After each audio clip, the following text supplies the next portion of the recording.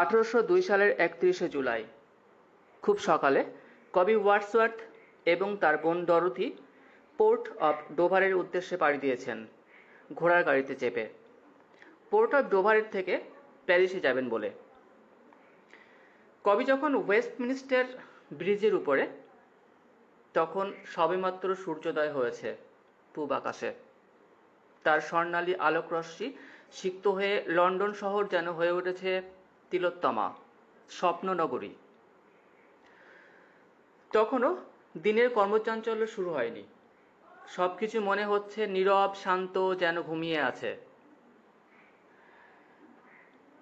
কবি দাঁড়িয়ে পড়েন প্রকৃতির এই অপরূপ সৌন্দর্য অবলোকন করার জন্য। নিচে টেমস নদীর জলধারা প্রবাহিত হয়ে চলেছে, অন্য সবকিছু ঘুমিয়ে আছে। শান্ত প্রকৃতির এই মনোরম সৌন্দর্য কবি মনকে উদ্ভাসিত করে। এরপর কবি লন্ডনে ফিরে আসেন,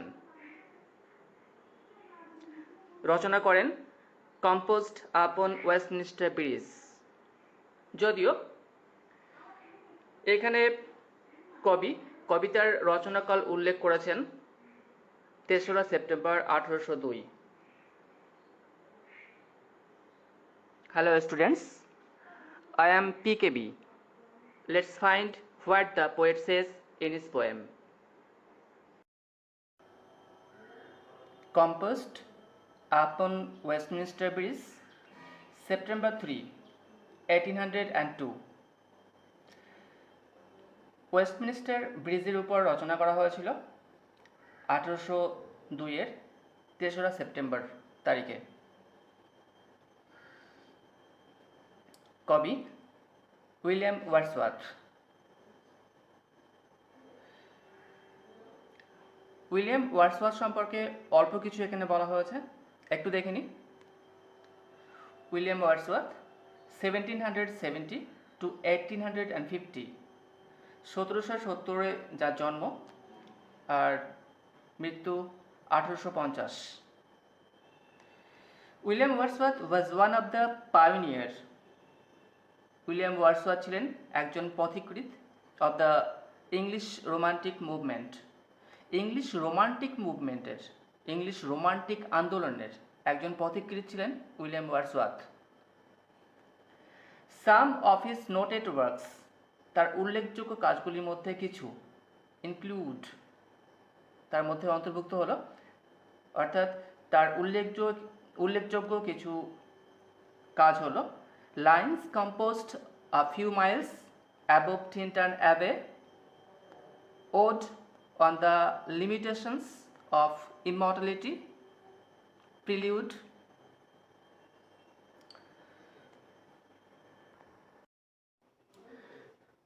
এখানে ছোট্ট একটি প্যারা, যেটাতে কবিতার বিষয়বস্তু সম্পর্কে খুব সংক্ষেপে বলা হয়েছে, একটু দেখে নিই যে এখানে কি বলা হয়েছে। দ্য পোয়েট ইজ টাচড, কবি স্পর্শিত হয়েছেন বা কবি আপ্লুত হয়েছেন, বাই দি আনটেন্টেড বিউটি, একটা নির্মল সৌন্দর্যে, অফ দ্য মর্নিং, সকালবেলার, over the city of London, London শহরকে নিয়ে। লন্ডন শহরের যে চমৎকার সৌন্দর্য, সকালবেলার নির্মল সৌন্দর্য, সেটা কবিকে টাচ করেছে, কবি হৃদয়কে স্পর্শ করেছে।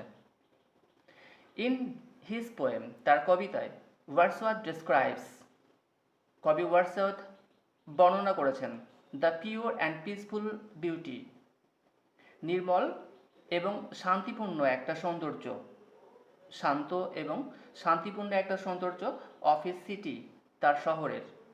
বিফোর দ্য বাসল অ্যান্ড হারি of the day have started, দিনের হই হুল্লোড় শুরু হওয়ার আগে। বাসল অ্যান্ড হারি, হই হুল্লোড় বা হুড়োহুড়ি, দিনের হুড়োহুড়ি বা দিনের কর্মচাঞ্চল্য শুরু হওয়ার আগে তার শহরের যে সৌন্দর্য পিওর অ্যান্ড পিসফুল, শান্ত এবং শান্তিপূর্ণ, নির্মল এবং শান্তিপূর্ণ একটা সৌন্দর্য, তাকে কবি তার কবিতায় বর্ণনা করেছেন। দ্য পোয়েট ইজ মুভড, কবি অনুপ্রাণিত হয়েছেন, বাই দি somnolent বিউটি, একটা নিদ্রালু সৌন্দর্যে, অব দ্য মর্নিং সকালবেলার, দ্যাট র্যাপস আপ যা মুড়িয়ে ফেলেছে, দ্য সিটি শহরকে, ইন ট্রাঙ্কুইলিটি শান্তিতে বা গভীর প্রশান্তিতে। কবি অনুপ্রাণিত হয়েছেন, কবির মনে সাড়া জাগিয়েছে। দ্য পোয়েট ইজ মুভড, কিসের দ্বারা মুগ্ধ হয়েছেন? বাই দিস somnolent বিউটি, একটা নিদ্রালু সৌন্দর্য, মানে যখন সব ঘুমিয়ে আছে, প্রকৃতি পুরো শান্ত, সেই নিদ্রালু সৌন্দর্যে কবি অনুপ্রাণিত হয়েছেন, কবির মনকে সাড়া জাগিয়েছে। অফ দ্য মর্নিং সকালবেলার, that reps up the city যে সৌন্দর্যটা শহরকে মুড়িয়ে ফেলেছে, ইন ট্রাঙ্কুইলিটি শান্তিতে বা গভীর প্রশান্তিতে। কবিতার লাইনগুলোতে এবার কবি কি বলতে চেয়েছেন একবার দেখে নিই। First sentence, earth has not anything to show more fair. পৃথিবীর এর থেকে সুন্দর দেখানোর মতো আর কিছুই নেই। আর্থ হ্যাজ নট এনিথিং, পৃথিবীর কিছুই নেই, টু শো দেখানোর মতো, মোর ফেয়ার আরও বেশি সুন্দর। এই পৃথিবীর এর থেকেও আরও বেশি সুন্দর দেখানোর মতো আর কিছুই নেই। Dull would he be of soul, তার আত্মা হবে নিরস। হু কুড পাস বাই, যে পাশ কাটে যেতে পারবে। Dull would he be of soul, soul মানে আত্মা, ডাল মানে নিষ্প্রভ বা নিরস। Dull would he be of soul, তার আত্মা হবে নিরস, নিষ্প্রভ, যাতে কোনো রসকস নেই। হু কুড পাস বাই, যে পাশ কাটিয়ে যেতে পারবে।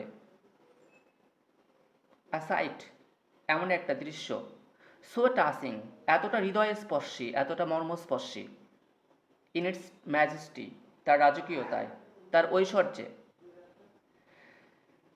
এই পৃথিবীর সৌন্দর্য যতগুলো আছে তার মধ্যে কবির ভাষায় লন্ডনের যে সৌন্দর্য, কবির শহরের যে সৌন্দর্য, তা সব থেকে সুন্দর।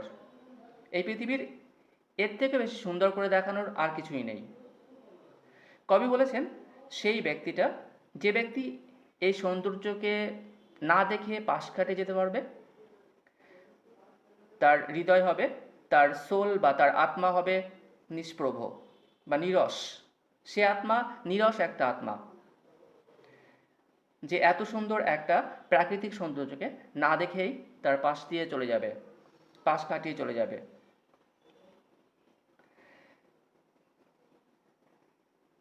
আ সাইট, এমন একটা দৃশ্য, সো টাচিং, এতটা মর্মস্পর্শী, ইন ইটস ম্যাজেস্টি, তার ঐশ্বর্যে। কবি এই শহরের সৌন্দর্যকে তার ঐশ্বর্যে মর্মস্পর্শী, হৃদয়ে স্পর্শ বলেছেন, যা হৃদয়কে স্পর্শ করে যায়, এমন একটা শান্ত চির সৌন্দর্য। This city now doth like a garment wear, এই শহরটা এখন পরিহিত করে আছে পোশাকের মতো। লাইক এ গার্মেন্ট, পোশাকের মতো। ডথ, ডট কথাটা ডু থেকে এসছে। যেমনভাবে ডাজ ইউজ করা হয় subject third person singular number হলে, ঠিক তেমনভাবে একই রকমভাবে ডথ ব্যবহার করা হয়। এটা ডাজের কাব্যিক poetic form. This city now doth wear, এখন এই শহরটা পরিহিত আছে বা পরিধান করে আছে, লাইক এ গার্মেন্ট, একটা পোশাকের মতো। The beauty of the morning, সকালবেলার সৌন্দর্যকে। শহর কি পরিধান করে আছে? The beauty of the morning, সকালবেলার সৌন্দর্যকে। কবি ভাবছেন যেন সকালবেলার সৌন্দর্য যেটা একটা পোশাকের মতো, আর সেই শহরটা, তার প্রিয় শহর লন্ডন, সেই সকালবেলার সৌন্দর্যকে পরিধান করে আছে। সাইলেন্ট, বেয়ার, সেটা শান্ত, উন্মুক্ত। সে সৌন্দর্য কেমন? কবির ভাষায় সেই সৌন্দর্য সাইলেন্ট, বেয়ার, শান্ত বা উন্মুক্ত। Ships, towers, domes, theatres and temples lie, জাহাজগুলি, চূড়াগুলি, গম্বুজগুলি, রঙ্গমঞ্চগুলি, এবং মন্দিরগুলি সব নিহিত আছে, শায়িত আছে। সেই প্রাকৃতিক সৌন্দর্য লন্ডন শহরের, তার মধ্যে জাহাজগুলো, চূড়াগুলো, গম্বুজগুলো, রঙ্গমঞ্চগুলো এবং মন্দিরগুলো সবাই যেন শুয়ে আছে, সবাই শায়িত আছে। কবি অনুভব করছেন তারা সবাই ঘুমিয়ে আছে। আমরা ফার্স্ট স্ট্যান্জা পড়লাম। আর একটা দেখিনি কবি তার এই ফার্স্ট স্ট্যান্জায় কী বলতে চেয়েছেন।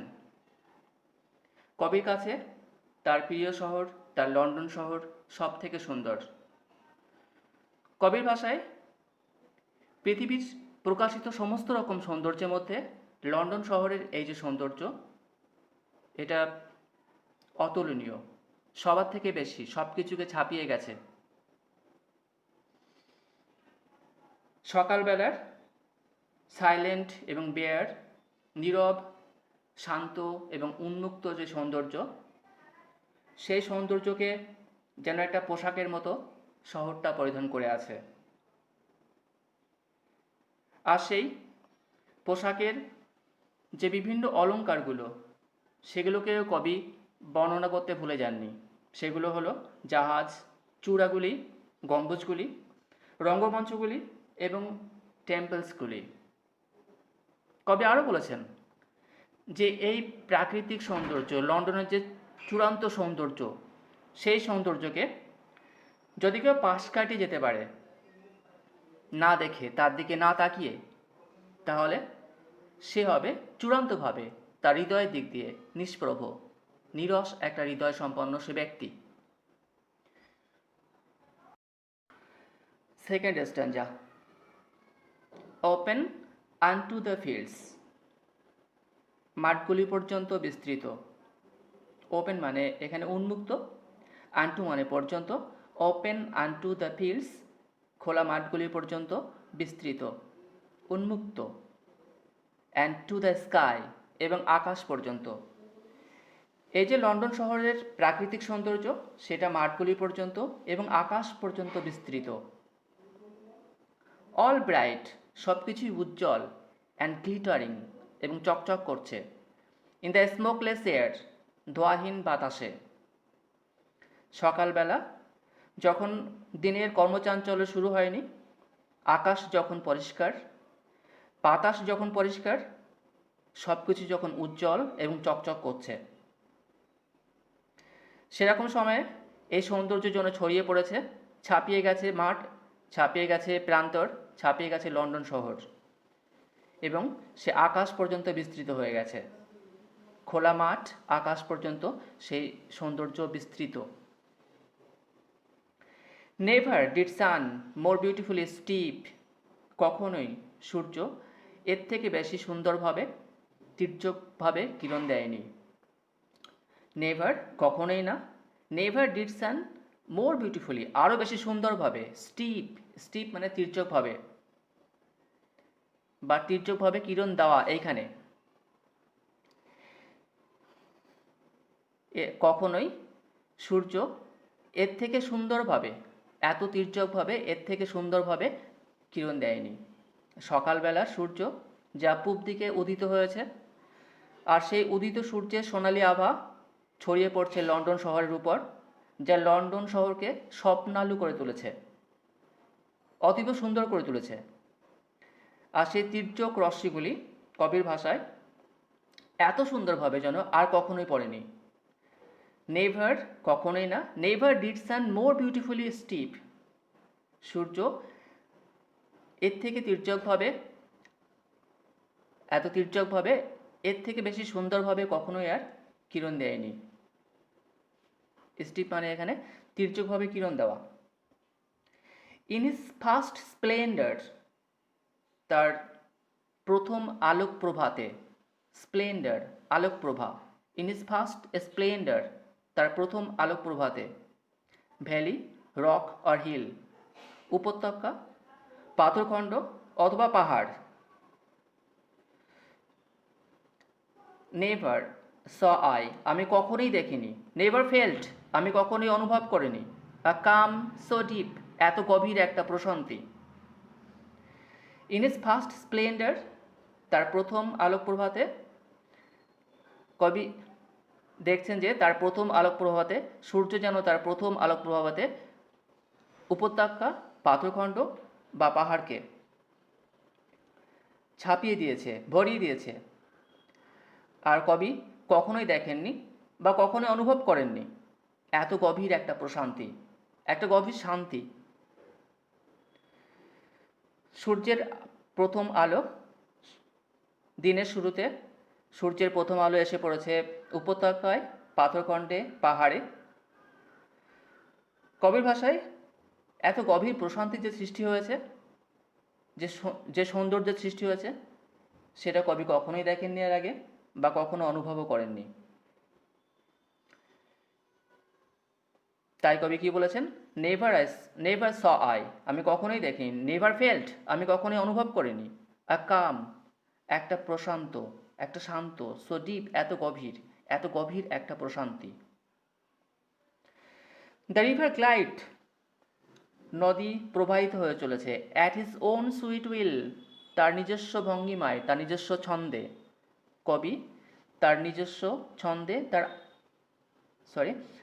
দ্য রিভার গ্লাইড, নদী প্রবাহিত হয়ে চলেছে। At his own sweet will, তার নিজস্ব সুমিষ্ট গতিতে।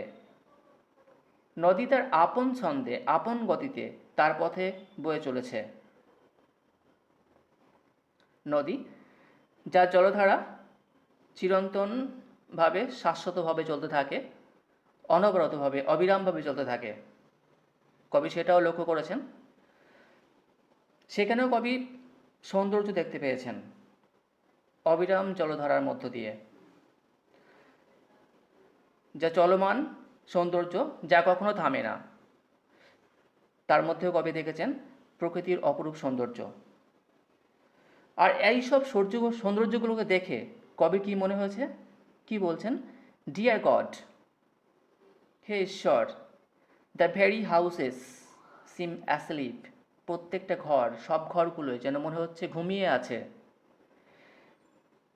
কবি ঈশ্বরকে ধন্যবাদ জানিয়েছেন, কৃতজ্ঞতা প্রকাশ করেছেন ঈশ্বরকে। মনে হয়েছে সমস্ত ঘরগুলো, সব ঘরগুলো যেন ঘুমিয়ে আছে। অ্যান্ড অল, এবং সব কিছু, ঘরগুলো ঘুমিয়ে আছে এবং সব কিছুই ঘুমিয়ে আছে। দ্যাট মাইটি হার্ট, এই শক্তিশালী হৃদয়, ইজ লাইং স্টিল, শান্তিপূর্ণভাবে, শান্তিতে শায়িত আছে।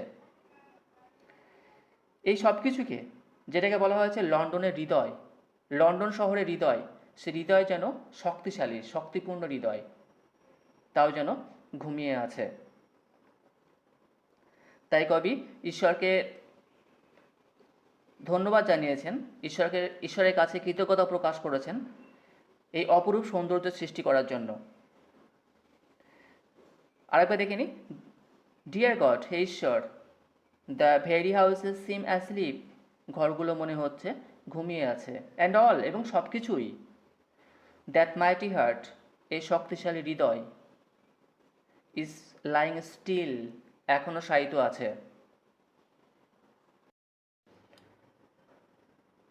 আর একবার দেখে নিই এই সেকেন্ড স্ট্যাঞ্জায় কবি কি বলতে চেয়েছেন। লন্ডনে তখন সবেমাত্র শিল্প বিপ্লব শুরু হয়েছে। আকাশ বাতাস ঢেকে যাচ্ছে কালো ধোঁয়ায়। আর সেরকমই একটা সময়ে, এক সকালবেলায় কবি দেখেছেন লন্ডনের প্রাকৃতিক সৌন্দর্য।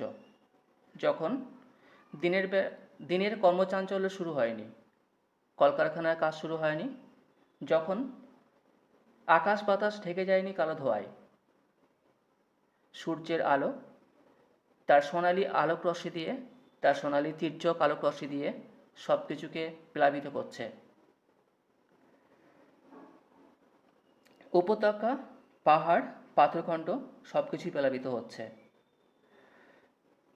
সব কিছু হয়ে গেছে চকচকে, উজ্জ্বল এবং চকচক করছে। কবি এত গভীর প্রশান্তি যেন কখনোই অনুভব করেননি। আর এরকমই একটা শান্ত প্রকৃতিতে নদী, টেমস নদী, তার আপন ছন্দে, আপন গতিতে এগিয়ে চলেছে। তার জলধারা আপন আপন ছন্দে প্রবাহমান। এত চমৎকার শান্ত যে সৌন্দর্য, যে উন্মুক্ত সৌন্দর্য, এর জন্য কবি ঈশ্বরকে ধন্যবাদ জানিয়েছেন, ঈশ্বরকে কৃতজ্ঞতা জানিয়েছেন। আর এসব কিছুর মধ্যেই কবি মনে হয়েছে যেন এটা একটা শক্তিশালী হৃদয়, এর বাড়িঘরগুলি, এর গম্বুজগুলি, এর চূড়াগুলি সব কিছু মিলিয়ে, এ সব কিছু নিয়ে, এ নদী, প্রবাহমান নদী, এ সব কিছু নিয়েই যেন গড়ে উঠেছে লন্ডনের হার্ট, লন্ডনের হৃদয়। আর সেই হৃদয় শক্তিশালী, আর সেই শক্তিশালী হৃদয় যেন ঘুমিয়ে আছে। ঘুমিয়ে ঘুমিয়েই সে প্রকাশ করছে তার অপরূপ সৌন্দর্য। In this video, I have analyzed the poem composed upon Westminster Bridge, and very soon I am trying to publish my next video comprising with some questions and answers. But I don't know whether this video is useful or not. So please comment whether this video is useful or not. Thank you.